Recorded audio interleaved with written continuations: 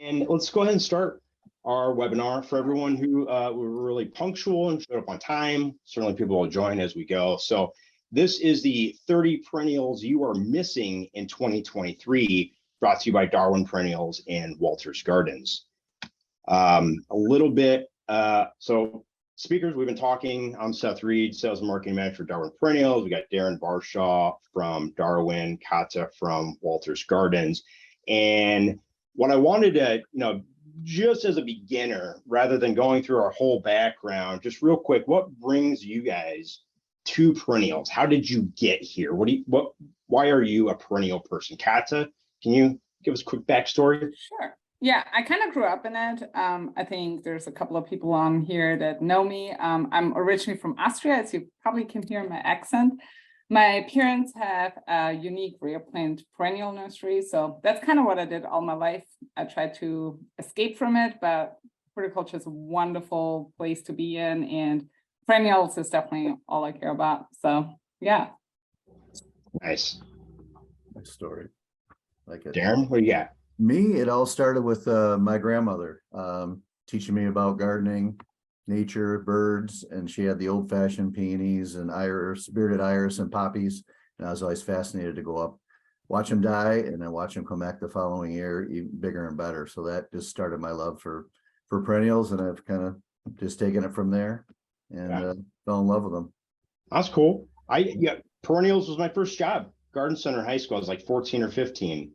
And you don't know anything at all when you're 14 and 15. So they stick you in part of the nursery and they say, water that.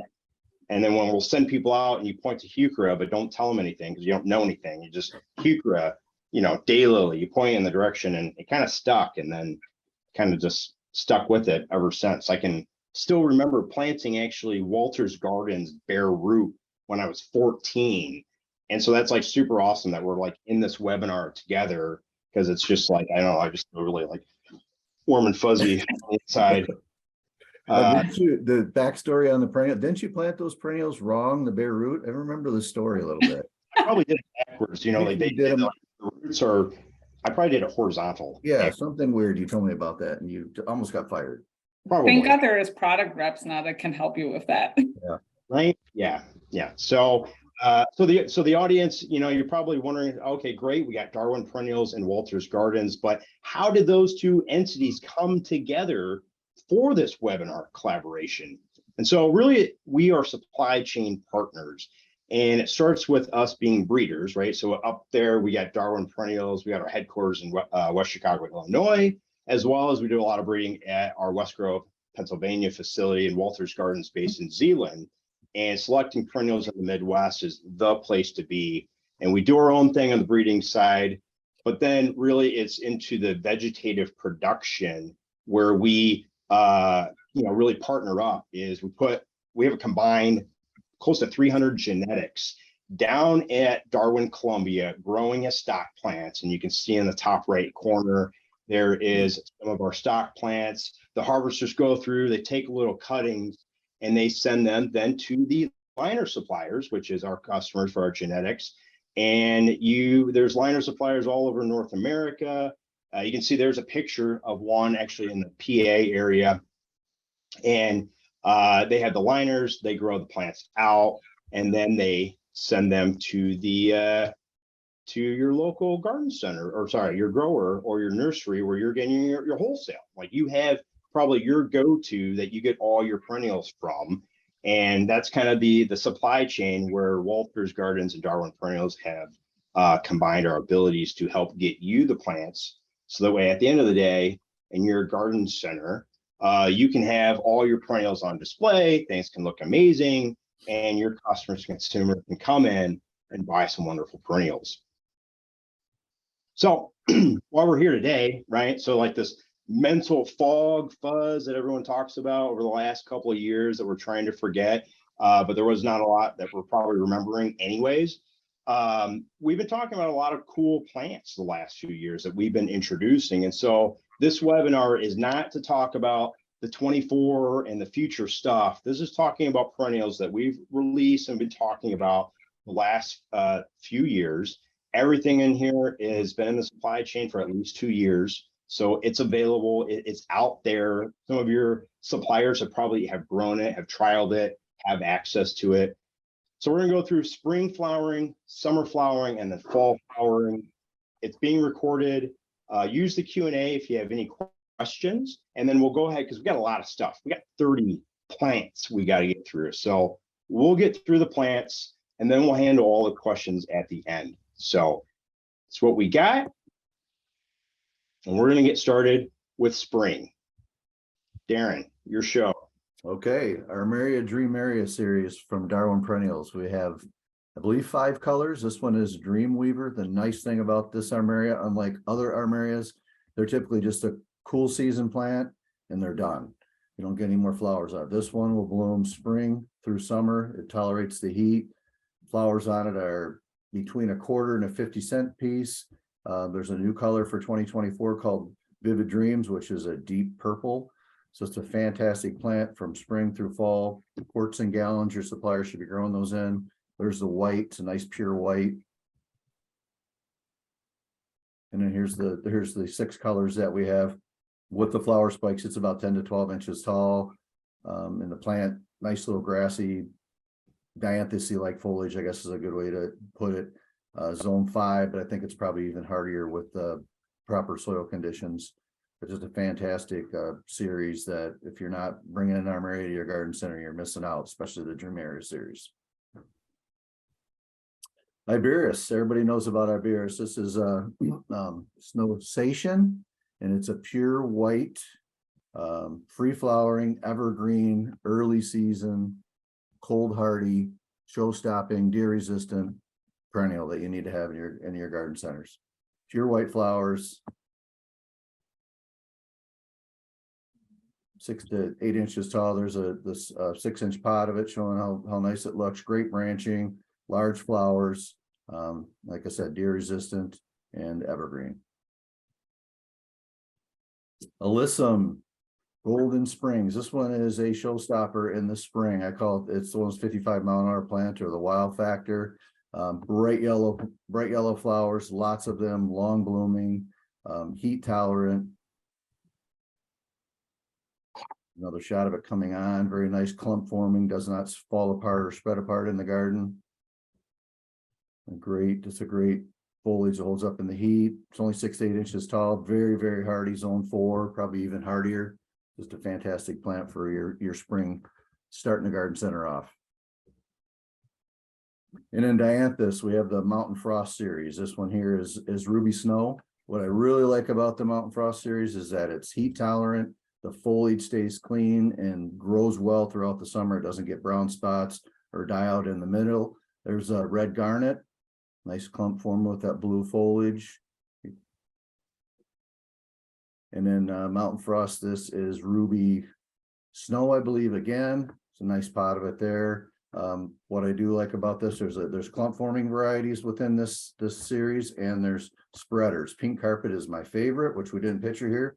If you want a mat of Dianthus that'll just choke every weed out and the foliage grows fantastic, pink carpet is the variety for you guys. So Mountain Frost, great series. Ask for it from your growers. Cool. Well, I have something a little bit taller for spring. So a lot of the plants that Darren talked about were a little shorter. Amsonia is definitely one of my favorite plants. It's such a cool plant. It's US native plant. This is called Starstruck. It's a pretty vigorous plant, so much more vigorous than some of the other cultivars. Really great blue star-shaped flowers, great for pollinators, but even like look at this like green foliage, even when it's done flowering, I think it's such a cool plant that you can pair well with other plants that then flower later in summer, and it still like makes it, fits really nicely in. Pretty cold hardy and also really great for the south. I'm in Durham, North Carolina, so I always love things that work down here now. Heat and humidity, zones 4 to 9, 20 inches tall. So really nice big structure plant for spring. Is this got dark stems when it's first emerging, like No, that is No? actually a Okay. different one. Okay. But it still has pretty dark stems, but I would say the cool thing about this one is that it's so much more vigorous. So Okay. you'll have a much bigger plant in your first, second year than the other one. Okay, and great fall color as well? Yeah, probably not as wonderful, like if you think about Amsonia hybrida, Sure. but it still gives you this really nice yellow in the landscape. Yep. Okay. Awesome. Yeah, here we have a Phlox subulata. This is Icaramba. There's two other ones in that series, Eye Candy and Eyeshadow. This one is really nice pink with a dark flower. And I think in the next picture, we see even a little bit better close-up. Yep, here we go. So really nice flowers, very early flowers for a very long time. Still also forms a nice green carpet. So I think it's also pretty well usable for if you do any kind of matrix planting to really like suppress weeds. Doesn't get very tall, it's 6 inches, that's top. So it's really this nice full carpet, zones 2 to 9. So again, like one that really can be used anywhere in the US. Then we have another phlox. This is a hybrid phlox. It's called Fashionably Early Flamingo. Absolutely love this phlox. My dad is one of the people, I think, worldwide with the biggest phlox collection, mostly Phlox paniculata. The cool thing about this hybrid phlox is it blooms much earlier. It reblooms, which paniculatas don't. It's a little shorter, so it doesn't also flop as much, and it's definitely much more mildew resistant. Has those great flowers, attracts tons of like pollinators, so you get all the cool traits of a phlox, but using a hybrid can, especially in the south with humidity, can really help you not deal with a lot of disease. Here again, just for you to also look up all the details later, but full sun to part shade, about 30 centimeters. Well, here comes the Austrian, inches tall, and zones 4 to 8. And then my last plant for spring is, Time out. We got to go back. No one asked this, but I'm sure that people want to know, how many phlox does your dad have? so I think he sells about 170 cultivars of Phlox paniculata, but I think in his collections, it's much more. Like so, 500? yeah, when you ask about the guilty plant, that might be my guilty plant. I'm like, we definitely have You to. had one. I knew you had it. That's awesome. Yeah. I knew you did. Okay, there we go. Next one for you. So my last plant is one you could argue, is it spring, is it summer? Probably depends, are you looking into Darren's garden? Are you looking into mine? Up north where you guys are at, it probably flowers in like June. For me, it's definitely a spring plant. This is Salvia nemorosa, the Bumble series. We have Bumbleberry, we have Bumble Blue. So there's different colors in that series. What I really like about it is that it really flowers throughout the season. You can cut it back, it flowers again. But if you think about those old cultivars like Mainite and Caryopteris and all of those that I think, you'll see in every single garden in Europe, I really think that the new breeding really gives you so many cool flower colors, but just so much more too in flowers. So yeah, definitely highly recommended to try Salvia nemorosa Bumble collection. Nice. All right. So that was our spring plants, and so now we're gonna try a poll, see if seeing if you guys, the audience, if you're listening. So we're gonna launch the spring bloomer quiz. You got like 20 seconds to go through what was your favorite one. I mix it up, between Darwin and Walter's Gardens, and so. Yep, just get in there. This is like bragging rights, right? Like this is Darwin versus Walters, and well, it's really Darren versus Kata. Yes. For anybody who doesn't know, we also worked together in our past, so we definitely have this great friendship going. All right, one more. See what we got. We're close. 5 seconds left. 1, 2, 3, 4.5, 5. Share results. Okay, so let's look at that. Amsonia F1 followed by Armeria, and then Phlox Fashionably Early. And she's got a tie. The Salvia and the Amsonia are tied. 21%. Yeah. That was pretty good. Good. All right. All right, so we did the poll. Now we'll get back to the presentation. And we're back to Darren. All right. So Buddleia chrysalis, we introduced this last year or 2 years ago, I guess. Last year was its first full year in production, and I believe we sold close to 500,000 units. So this is a fantastic Buddleia. That what we're trying to do with this chrysalis series is bring the Buddleia back to the perennial market. So we're really focused on having a dwarf compact, it's 16 to 20 inches in your container, probably 24 and more upright in the landscape.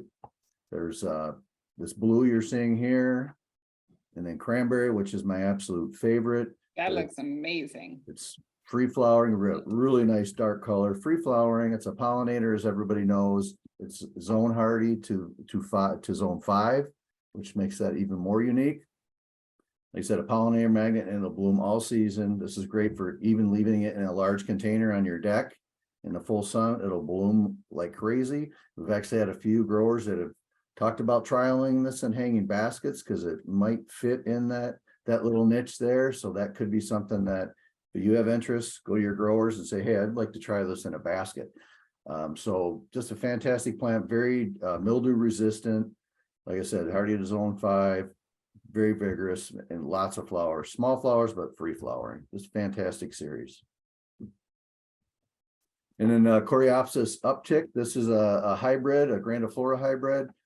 We have a handful of colors here. We're looking at uptick red, which we introduced last year. It is the number 2 seller. Golden bronze is number 1, but red is really getting close to being the number 1 Coreopsis in this series.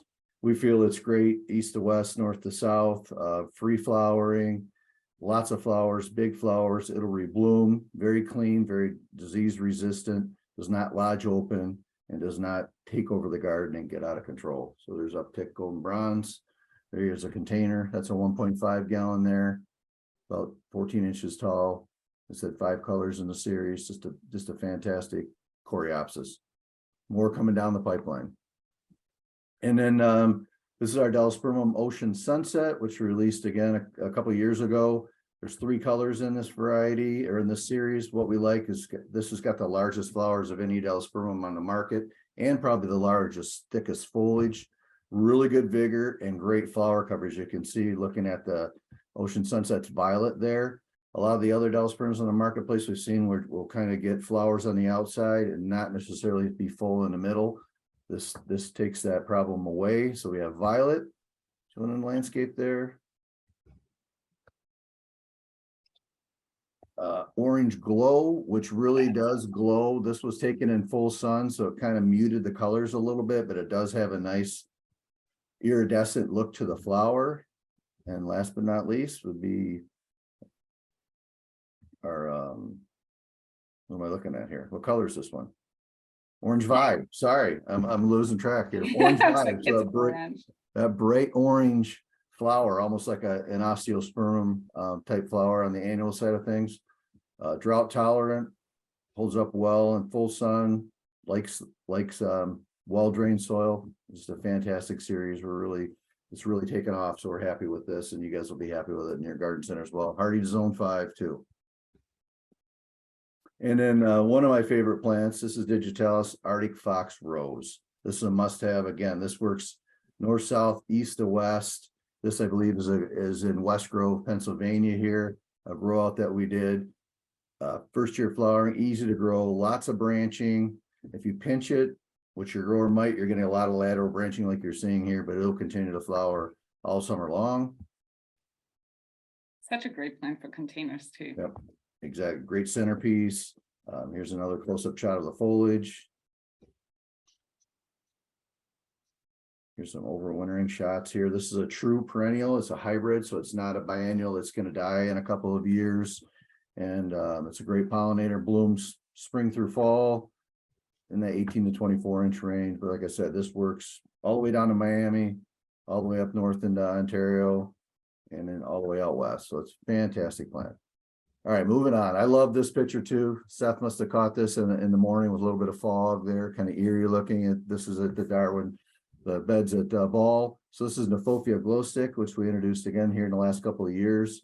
It's fantastic, free flowering, really nice grassy foliage. Once this starts flowering, say late June, probably for us up north here, it'll bloom all the way through November and just keeps going and going. So it's really fantastic. This is at Rakers row trials. You can see how nice this did. That's would be an overwintered plant. Next slide. And this is at one of our growers that do some trialing for us as well in a 14-inch container there. That was about mid-August when I visited there, and it bloomed all the way through November. It's hardy to zone 6. We're hoping it's going to be a little bit hardier, but right now that is the only color we have. Hopefully coming down the pipeline, we can have some more colors, but it's just a fantastic, really nice plant. So Kniphofia glow stick. And then Nepeta, everybody's heard about Walker's Low, and it's been around for years. My goal is to get you guys not to ask for Walker's Low anymore and ask for Junior Walker or Persian Blue that Kata's going to talk about later. But just a nice free form, great flowers, better habit, does not lodge open like Walker's Low does, easy to produce, great for landscapes. Here's a picture at one of the garden centers that we visited in May.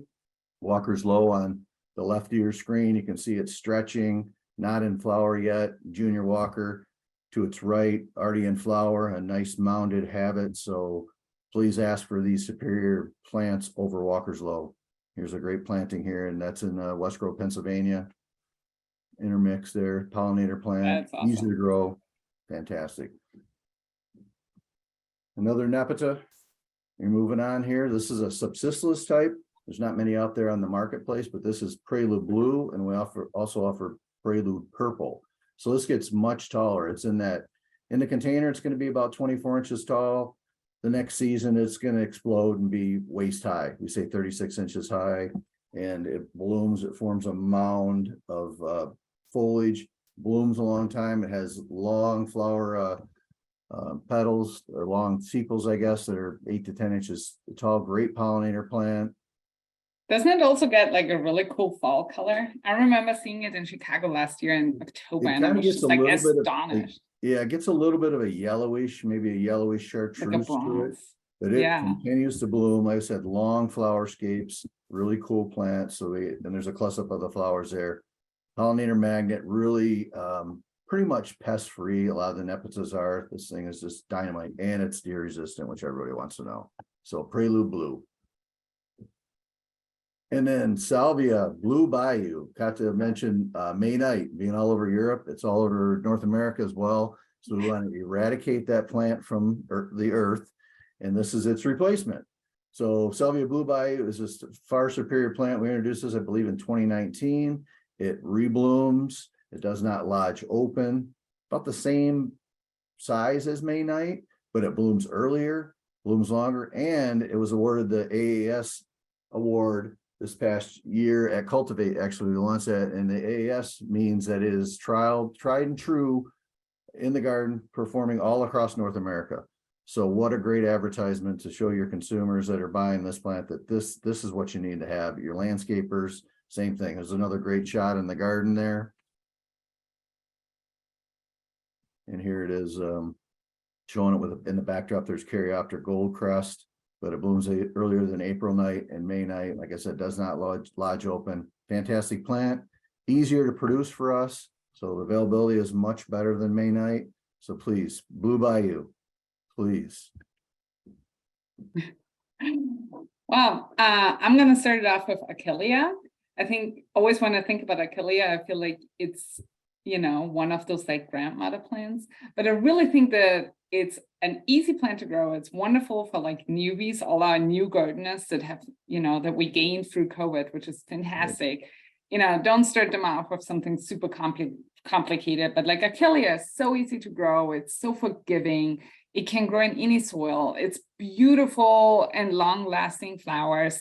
If you're interested in cut flowering, actually I had a friend who does cut flower. She recommends using also hairspray for keeping the flowers. I think that's a super cool trick. Okay. And it always I think like young people want to know many uses for plants, and then, the plant gets more value. So really great for just snipping some flowers, putting it inside. This Sassy Summer collection is very upright. It doesn't flop open. We have 4 different colors right now, sturdy flower stems. So just really a great addition to the garden and easy to grow. Next plant is an, wow. The hairspray thing. Do you spray the whole stem or just the top? No, it's mainly for the flower color. So if you do cut flowers and you dry them, then it really loses easily the flower color. And by putting on hairspray, it like kind of conserves the color more. It's really cool. I never heard that before, but I tried it and it works perfectly. Will it lose its fragrance? Say that again? Will it lose its fragrance? Yeah, but I wouldn't think that that's necessarily a bad thing for a dry flower, right? Well, life hack, right? That's what my kids say when they watch stuff on YouTube and Pinterest. Life hack. So you it's a life hack. Yeah, this is ball webinar life hack from Kata.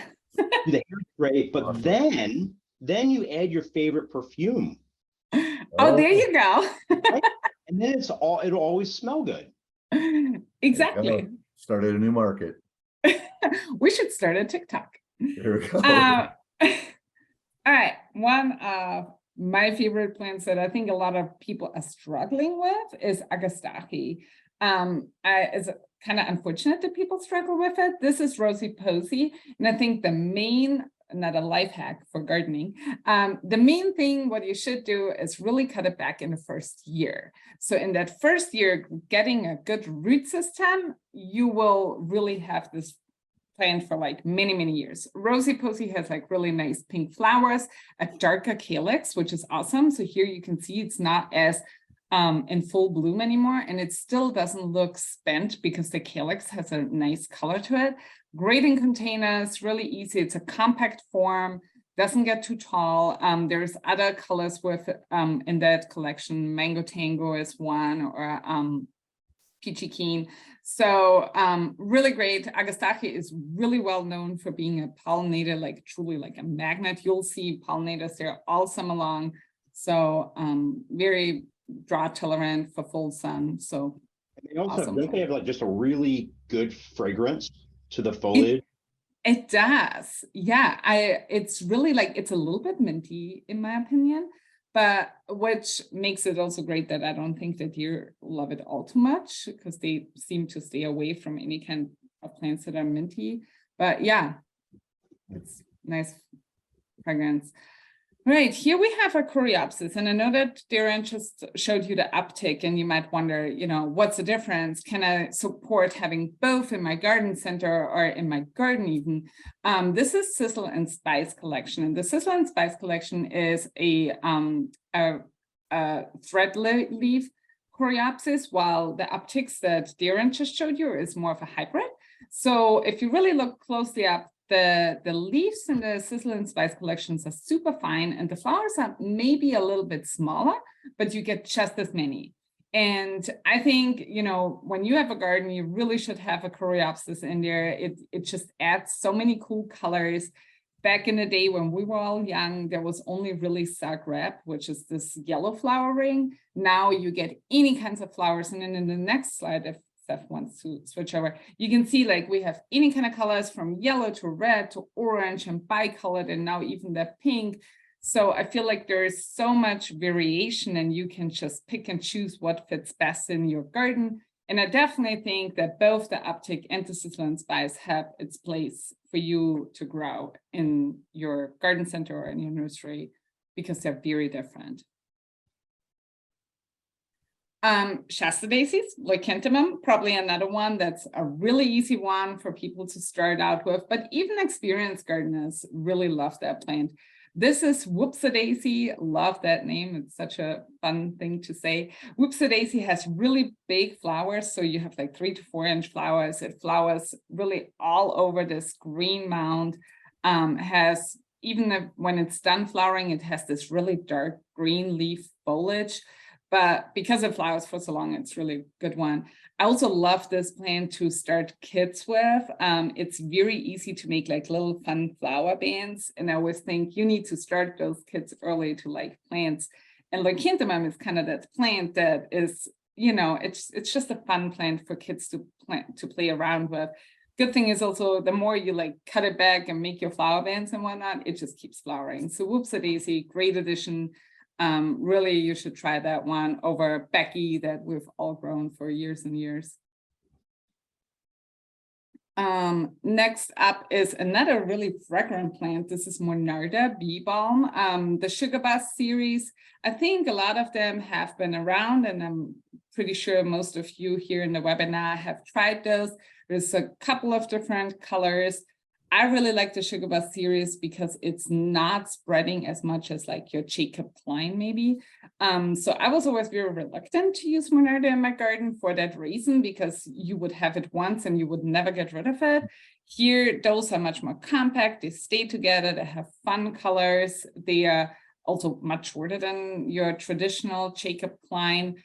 They were used a lot in for medicinal uses too, but now I think they just make a really cool ornamental plant. And I mean, look at this in a pot. I mean, that just really will draw the attention to people in garden centers or in your garden.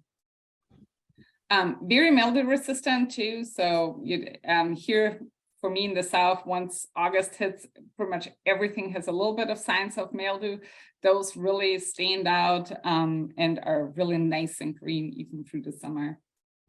Yeah, I think we've had these in our beds here at the West Chicago office, and a couple of years ago, 2 years ago, we had these. We have some Monarda, and then we had like the old ones, like the Jacob Klein. The old ones like turned white, with mildew. And then the newer genetics, like these, were holding their own pretty well, much longer than everything else. So for the home gardener, right, like they're going to have such a better experience. And I think one thing about mildew is too, like, I mean, of course, you should always start your garden with like really good soil. Like if they are fed nicely and they get, the nutrition, you might not have as much mildew risk problems.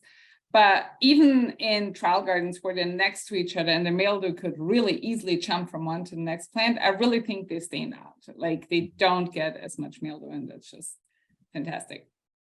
Yeah. Cool. Now we have, another battle plant between Darwin versus Kata.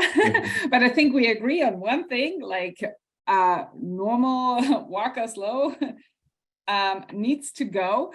But here we have Nepeta Persian blue. So you might now ask, what's the difference between the one that Darwin just showed versus my one? It really is more the size. So Persian blue seems to be a little bit more compact, has just as many flowers. Like Darwin said before, it doesn't really matter either one you pick. It's better than having walker slow. It is so much more floriferous, more flowers, it pushes, you don't have to cut it back, it doesn't flop open. Darwin showed you a cool picture from a garden center. Here's one just in a pot. It just makes much more of a show. And I think either one, they're both great choices, but Persian blue, great choice too. Here comes a plant that I would love to see more in garden centers or even in gardens. This is Penstemon blackbeard. So Penstemon is actually a plant where there's over 200 species. And for having so many, I really cannot believe that we don't see it more out there. The blackbeard is a selection with very, very dark foliage, which is always fantastic to work with in gardens, but also I think in a garden center, it draws the attention.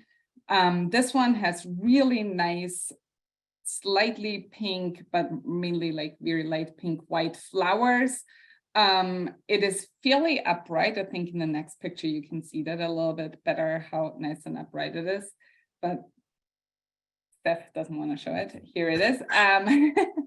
So just in this nice morning light, you can see it really, the foliage is more on the base, and then you just get those nice flowers up. It really kind of brings movement into a garden. And I just love Penstemon, totally think it should be more used, pollinator friendly. Very easy adapted to any kind of soil conditions. It probably doesn't love all too much fertilizer. If you fertilize it a lot, it will get very big, but it might not be as much of a long-term perennial. It's more than considered a short-term. So the more on the lean side you grow it, the longer you will love it. Also, just a side thing, if anybody does like gravel gardening or anything, Penstemon actually works really, really well in gravel gardens. Definitely wants this full sun, drought tolerant kind of conditions, but even in a normal garden bed, it does well. Well, a lot of the Penstemon species are native out west, right? Like in the west where rains, so for the rock garden, I could see that. Yeah. And you kind of got that Britt Marie Crawford foliage thing going on. There you go. So maybe you should try this one, and at the next webinar, you will suggest this is your favorite. Maybe I saw this in my slide, and it tripped something in the back of my mind, to remind myself of the Britt Marie Crawford. I mean, dark foliage just is awesome. It sells, and it really has some, mystical thing that brings it to your garden. Cool. Well, here we have Sedum Little Miss Sunshine, really nice ground cover type Sedum. Also, speaking of that rock garden, it's a fantastic one to use in your rock gardens. Oftentimes people think about Sedum as a fall flowering perennial. This one flowers very, very early, but still, even if it's not in flower and it's just this dark green foliage, it forms a nice carpet. Also, again, could be used as this ground cover to really suppress weeds. But you can also have it individually as a small pockets here and there. Little Miss Sunshine again, nice yellow flowers on this dark green foliage. And I think that was it for summer. So that was a lot. Nice. Yeah, we do a poll. So I'm going to probably disappoint you. Let's see here. Let's get to the right one. Summer bloomer. So this is maybe a little bit of a disappointment because it is not really a Darwin versicata sort of. Yeah, there was a limitation of how many I could fit in to the poll for answers. So you guys can get in here, see if people are paying attention. So okay, now people are like, oh shoot, I should take the poll. There is 2 questions, right? So there's one, the top one is for Darwin, and then the second one is for Walters. So we'll leave another 15 seconds or so. So Darren, which one would you have picked for me? Ooh. I can tell you my favorite of yours. That Delosperma looks amazing. Whatever that 2 shaded color one, the second one you talked about. Orange vibe. Yeah. Yep. What a cool plant. That is cool. No, I got a soft spot for the Agastache, Rosy Posy, Peachy Keen, Mango Tango, and then you didn't mention you introduced one called Blue Bayou to compete with our. That's right. Well, I think that because we kind of said to not do the brand new ones, but more the older ones, probably right. I kind of. No, I just I had to mention it, but the Agastaches are fantastic. Oh, the Blue Bayou is awesome. Yeah. All right, so we're sharing results. So what we say? So for Darwin, I think you can scroll yourself. Can you scroll yourself? Maybe, hopefully. All right, so Darwin, it looks like the favorite was Digitalis is leading the way, followed by Salvia Blue Bayou. Nice. Buddleia, then Delosperma. And then for Walters, that Rosie, the Agastache and the Penstemon. Can you scroll up? Yeah, I can see it too. Can you? We can't see that. Oh, well. Oh, I think everybody, so everybody can do it itself. Yeah, sorry, audience. We're learning as we go. Bear with us. Okay. We all can do it. Yeah. Yeah, but look at Penstemon Blackbeard. Look at that, 28%. I mean, that color though, really, it's popping against that really, light color. Yeah. Very nice. Very good. All right, so let's continue. I appreciate everyone's feedback. It's just to kind of see what you guys are gravitating toward. So we'll get into the fall perennials now. Once I get my clicker to work, there we go. Darren, you're up. Okay, Caryopter Goldcrest, I mentioned this one earlier when I had that picture with the Salvia Blue Bayou, kind of a contrast shot here. But Goldcrest was introduced a few years ago. It's got that really, really nice gold foliage that does not burn in the sun. Really nice clump former, great habit. Blue flowers in the fall, which I think the next slide will show. The blue flowers, the Seth's not paying attention, so that's fine. There you go. There's some row trials just showing that nice, clean chartreuse foliage. Doesn't get any spotting on it at all. Great late summer, fall perennial for your market. Zone 6. You can see the pictures on it, the flowers on there, that contrast of the blue and gold. So just doesn't Caryopteris also has like this really distinct smell? They do, and I don't. It's really hard to pinpoint, I feel like, but I always describe. remember as a kid, I had to cut it back and it always has like this Caryopteris smell. Yeah, it's not offensive, but it's not, I don't know. Yeah, you're right. It's got But like the flowers smell great. It's just more when you cut it back.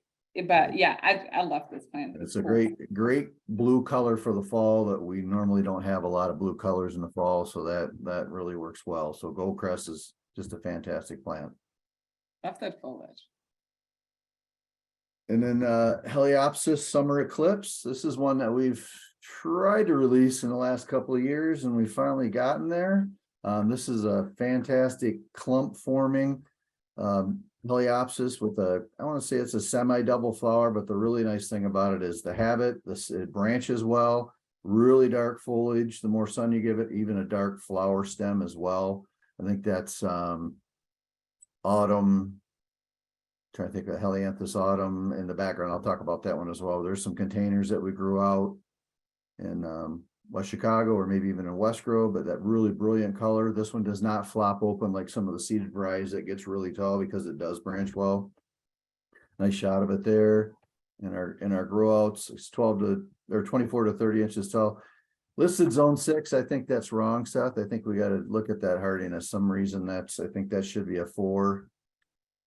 You know, occasionally I do make mistakes. Marion will look it up right now. In a couple of slides, we'll have an update. So if you stay on, we'll have the information for you. If you're watching the video, you can recognize I made a mistake and I'll correct it in a couple of slides. All right, so Summer Eclipse, fantastic. So here's Helianthus Autumn Gold. So this is the one I believe was right next to it in the pictures before. This one is really cool because it blooms.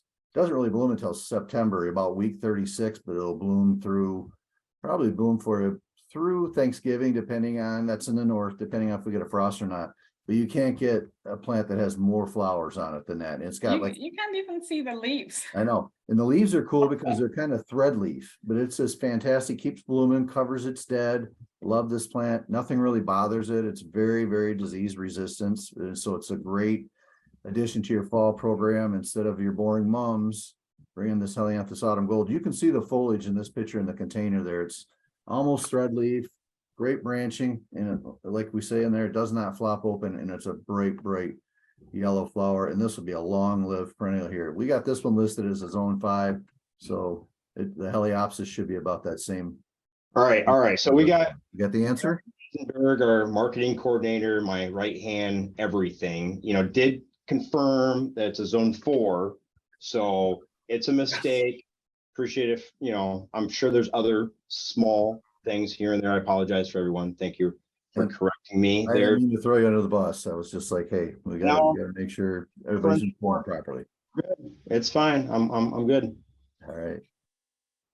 Well, here we have a Buddleia Violet Cascade. So you saw the Buddleias earlier in summer with Darwin, and they were like really short and bloomed in summer.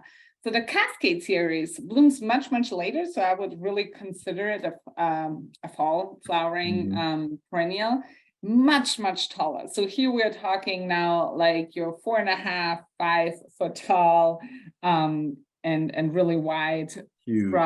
Has those amazing long flowers. So like literally everything Darren showed you, I do the opposite. It's tall and wide, and it has long flowers. the very cool thing about it is that we also have not found any seeds so far yet. So for me, coming from Austria, I always struggle a little bit with Buddleias because it's super invasive there. So to me, it still looks like a weed, but it is amazing. I've never seen any seeds on it. I'm really excited about it. This is Violet Cascade. There's different colors in it. We have also Grand Cascade, which has 14-inch long flowers. I mean, it's just amazing, that cascading habit, and you'll just get so many butterflies on it. Tony, even at Plant Delights, has in his catalog, it says, you get so many butterflies on that bush, you don't even know what to do with it. I just love how he said that. So really great plant for fall. It's good with your seed set comment. I know we're gonna do the questions at the end. Someone had asked about the chrysalis, and I think just in general, anyone that's been breeding Buddleia is aware of the challenges and invasiveness of the species and varieties of the past. And so I think it's the selection criteria, right? Where you have to have not gonna take over the garden, and so that's where the emphasis is. So it's good that you pointed that out. Yeah, I mean, it's a fantastic plant, so it will be really a shame if we couldn't use it because of that. So yeah, great breeding effort here. This is Sedum Powerpuff, really nice low growing. It's definitely a little bit taller than the one that I showed earlier, and a true like fall color. Sedum has this really nice pink kind of little flowers, but even before then, it forms this very beautiful green bluish clump. It's very nice and dense. So I think it works really well as a standalone plant, but also if you plant them together, it kind of forms a nice carpet. Again, Sedum powderpuff here. Stonecrop, I think, is its common name. I'm not that great with English common names, but we're all learning. So rosy pink flowers, really late summer through the whole fall. Also think about it in retail, like sedums are your jam with your grasses, and the Helianthus that Darren just showed. This is where you can boost your fall sales.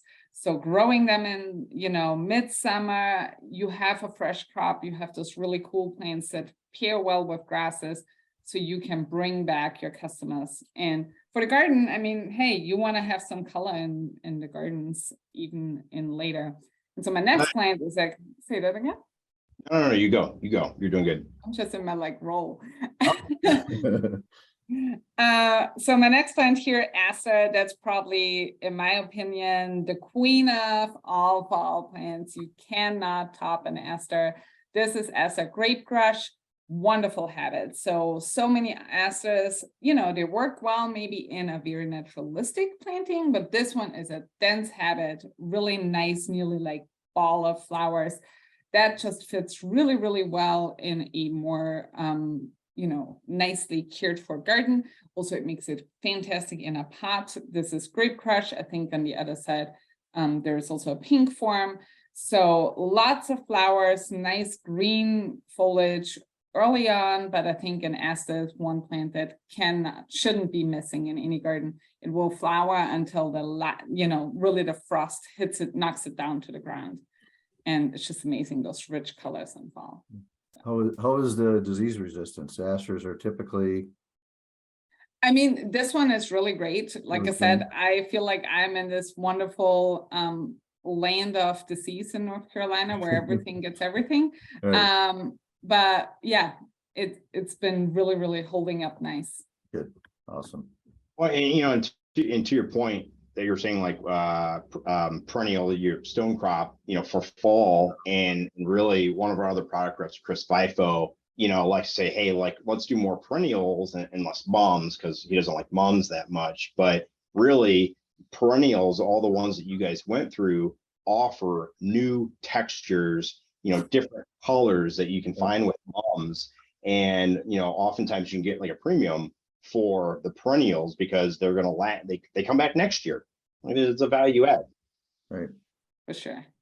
Okay. So, geez, you know what? I should have had an in-between slide here because I don't want you to go yet, because we did go through all the things, but we're going to do a poll. We're going to do the poll here, but I feel like the Grape Crush will influence the poll.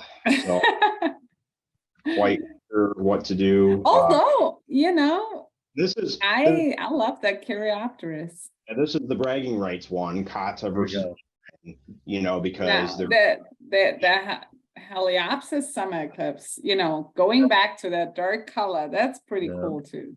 so That's, people can But that's my favorite. come back from This your is, are we battling for dinner? Is that what this is? Winner gets dinner of choice, something like that. We'll see. okay. 9 more seconds, 7 more, 6, 5. Are we close? They're about the I same think it amount. would be Aster and then the summer eclipse. We are, let's see, it's Okay. I think flip flop it. Okay. Of course you would. Out there Whoa, you go. number eclipse.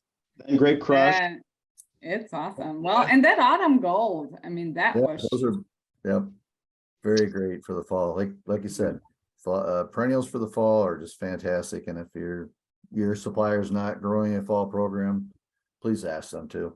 There's a need. yeah. Okay. So we did cover all of the varieties. What I did want to go through, because I know some people had some questions on here, and I kind of did want to wait till the end. So that way we made sure to cover all of the meat. So if your lunch is ending and you got to get back because your boss is making you get back, you can. You watch the video, but we will cover some of these questions.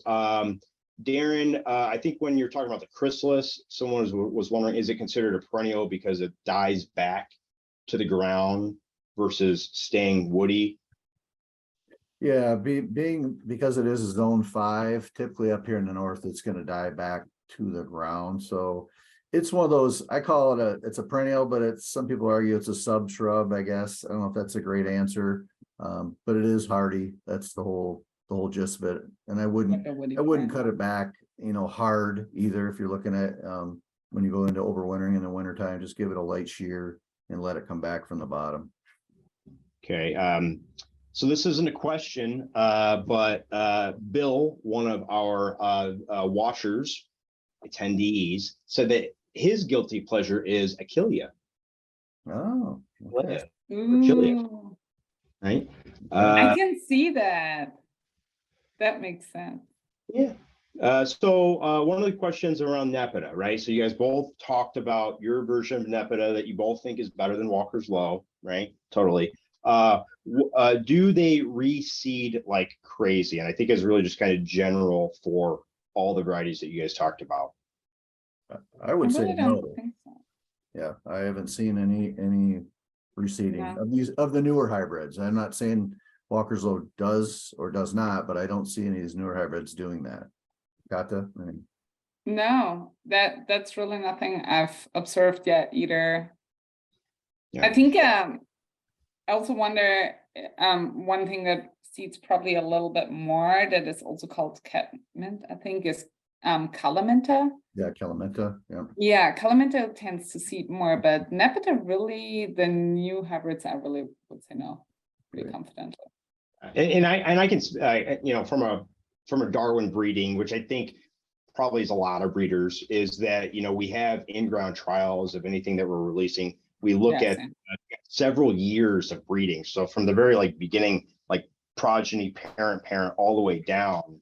And one of the things that you select against is that unwanted spread, because that would be the biggest black-eyed, be bad. You'd come out with it and everyone would hate you and you get hate mail. So that's one of the things that we, I think just from a general sake, breeders do. Yep. Okay, so Darren, someone was asking, David was asking a question about Digitalis, saying that it was a zone 5. You said that it could be up to Ontario. He is in New York on the edge of the Adirondacks. You see that? Yeah. 4. He was just wondering, should he try it? Should he not? What do you think of that one? I mean, I would do it. I would at least get a trial and trial it. You might get lucky with some of those. You got a lot of water around your area too, so you might get a buffer and give you a little bit more protection to it. Of course, if you get snow cover, which you get, that will help as well. But I would definitely give it a try. I think you'll be happy. This is probably more toward Kata, but I think it's a general question is any bee balm, Nicole was asking, any bee balm true red as Jacob Klein? So that's difficult. I Mhm. would be super honest and say no, not true red, but there is selections that are very, very close. I know we have one, there is one called Red Velvet, but not in the Sugar Bus series. So that definitely not. But yeah, there's the, I think that's the draw why people still grow Jacob Klein is because it's that, true red. But I think it's everybody's breeder's dream to really get there and duplicate that. I think the biggest issue is that once you get to that red, you automatically get the weediness with it again. And the disease, yeah. Yeah. Yep. And really, right? Like if you have red Jacob Klein, you also have white leaves. So, Yes. Right, yep. Yeah. True. There is a couple that are already pretty close. So. Darren, someone asked about Kniphofia being hardy to a zone 5. Is it hardy to a zone 5? He struggles with Kniphofia in zone 5. All right, we listed as a 6, and I think it's all about, I see the question here, well drained. If you have well drained soil or even sandy soil, that's what I have here in West Michigan. It does fantastic. It does not like heavy soil at all. But once it's established, it'll tolerate quite a bit. But I think it's probably your setting more than anything, because I truly do think it's probably a zone 5 plant. Okay.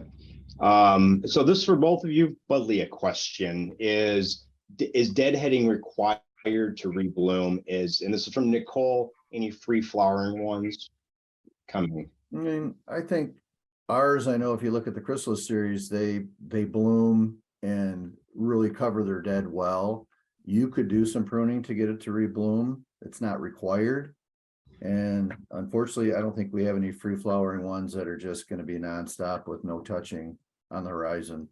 But I wouldn't touch them personally, at least on the chrysalis side. I don't know on your bigger ones, Kata.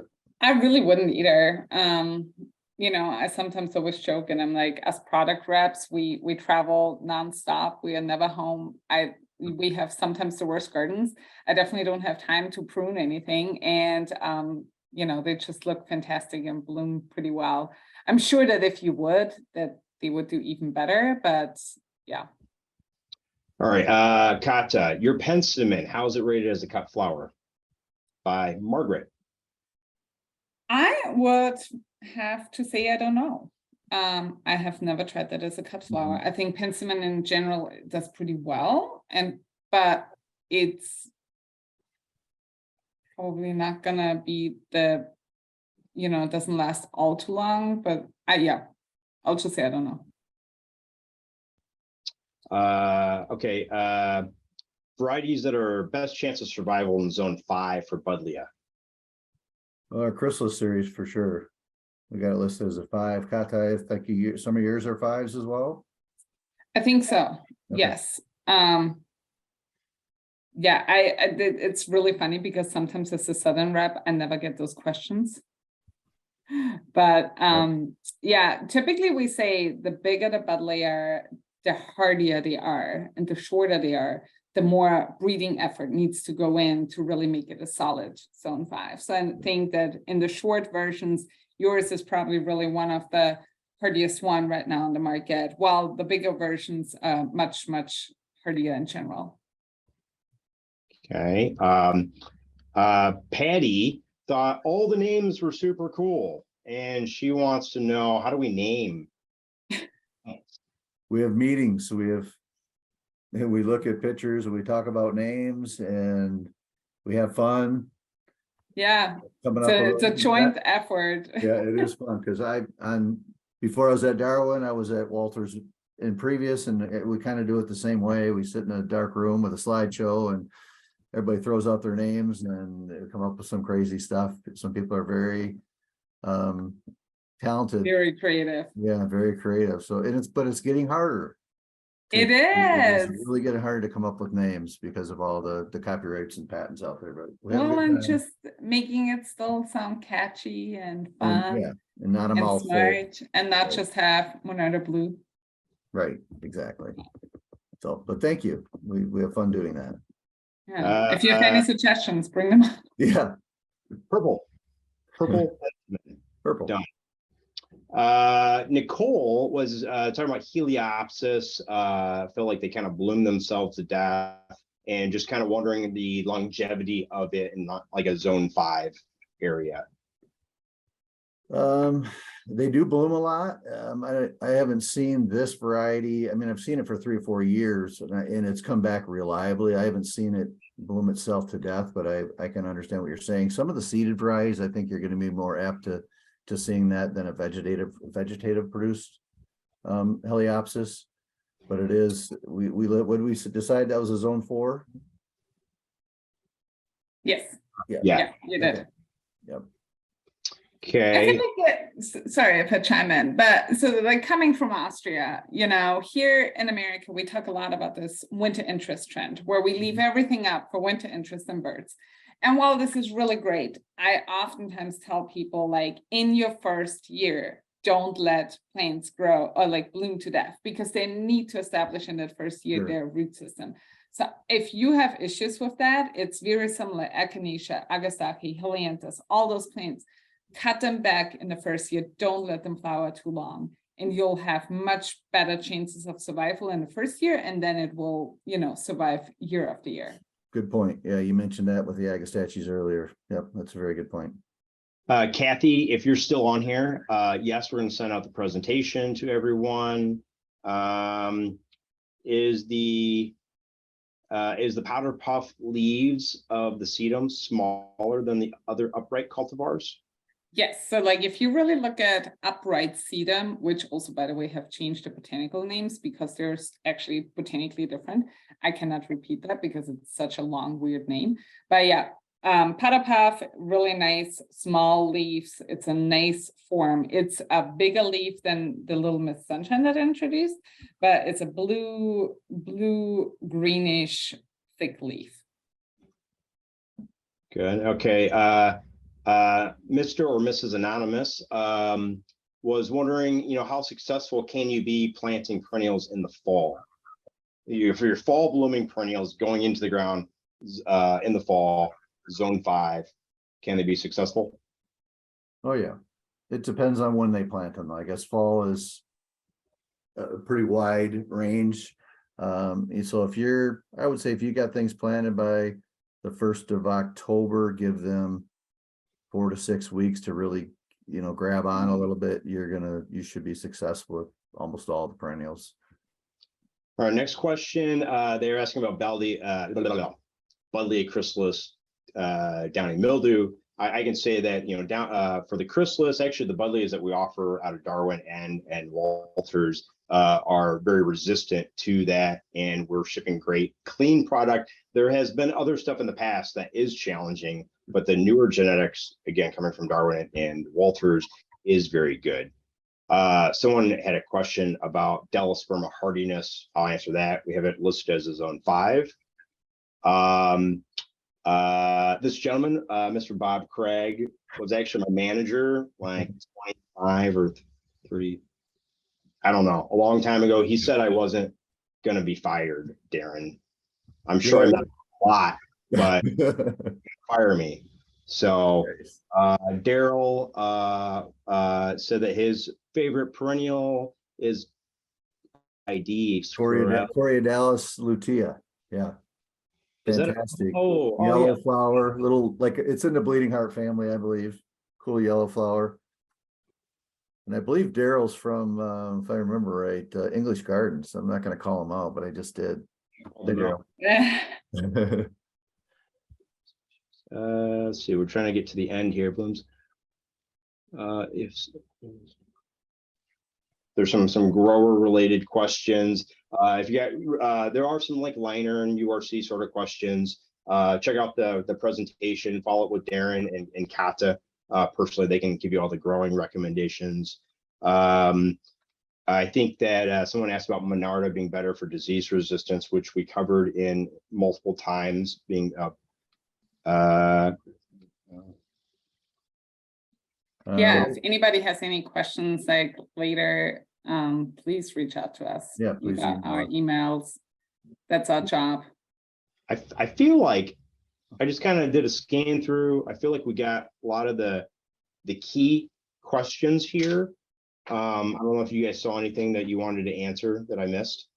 Well, I just was going back to, Daryl had another question, and I don't know what plant he's referring to. It blooms spring to fall. Is there any work on coming up with other cultivars? So I don't know if that was the Kniphofia or Well, we'll let he can always ask us. shoot Darren a question on that. So, all right, well, we're about 6 minutes past. I appreciate Darren and Katja hanging on for the rest, all the questions. Appreciate the audience. We've maintained a pretty steady group here for this video. Again, it's going to be posted. Everyone get an email as long as you used your legitimate email. If you didn't use your real email, maybe email me sreed@darwinperennials.com so you can get the presentation. So thank you very much. Everyone have a awesome rest of your week. We're good to go. Thank you. Thank you.